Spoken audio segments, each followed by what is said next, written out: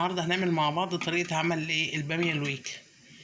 برضو من الاكلات اللي بتبقى مطلوبة يعني لبعض ناس، بس احنا عن نفسنا انا وولادي برضو بنحبها. فده عندي شوربة لحمة او شوربة بط او شوربة اي، المهم شوربة عندك، شوربة لحوم وشوربة طيور اي حاجة. وده كيس بامية لان انا بطبيعتي بفرز البامية في الفريزر. ده كيس بامية متفرز، هنحط عليه توم بقرن فلفل حراق، ونحط لها كبشتين شوربة، ونولع عليها تغلي غلوتين 2 فقط لا غير. ليه؟ عشان يبقى لونها لسه حلو. بسم الله الرحمن الرحيم.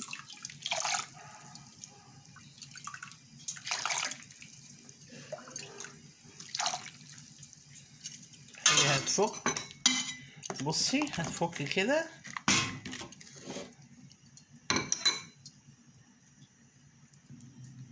اهي هنولع عليها غلوتين 2 فقط لا غير.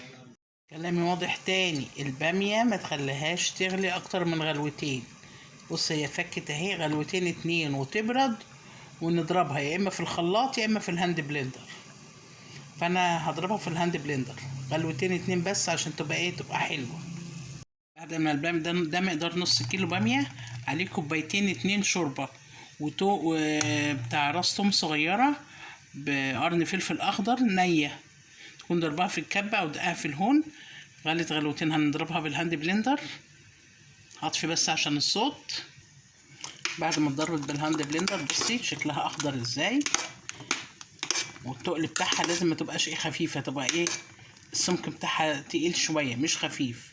النص كيلو عليه كوبايتين كوبايتين شوربه بالكوبايه الشوب، يعني كوبايه كبيره، كوبايتين 2 بس. نطش لها بقى تومه، نحط تومه كده بقرن فلفل اخضر ومعلقه سمنه. ادي التومه اهي، سمنه بلدي، يا ريت سمنه بلدي او سمنه بقري. دي بلدي جاموسي، يا ريتك سمنه بقري او بلدي او جاموسي يعني، مش بزيت لان مش تبقى حلوه بالزيت. قلبي برضو تحمر ونطش الباميه بتاعتنا.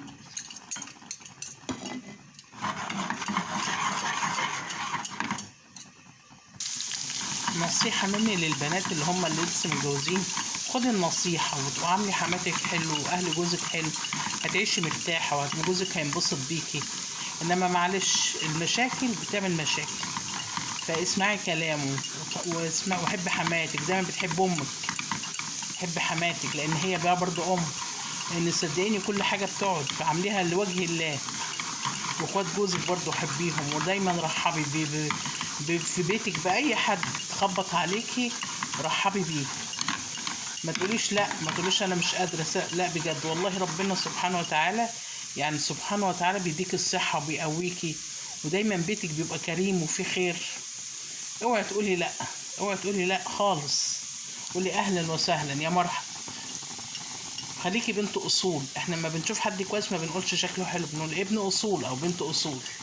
بصي التومه بقت ازاي، ما تحرقهاش عن كده. ونطش عليها بسم الله الرحمن الرحيم. ايه طلع اولا لو شميت الريحه بقى، لو شميت الريحه، بصي الريحه بقى ايه. بس بقى واو بجد، جنب البتنجان مخلل. واضرب يا معلم. ادي الباميه الويكا الصعيدي اللي بيقولك انا ما بعرفش اعملها، دي طريقتها. هنقدمها مع البدنجان المخلل. الباميه الويكا اللي احنا عملناها مع بعض تتاكل بقى بالبدنجان المخلل وبلقمه كده محمصه. وكلي بقى احلى باميه تاكليها. بص الباميه دي بقى مزاج بقى، اللي يطلبها اعرف ان هو صاحب مزاج. بصي بصي جمالها، بصي الله. عشان تعرفي الطريقه اعملي لي لايك واشتركي لي في القناه واعملي لي شير.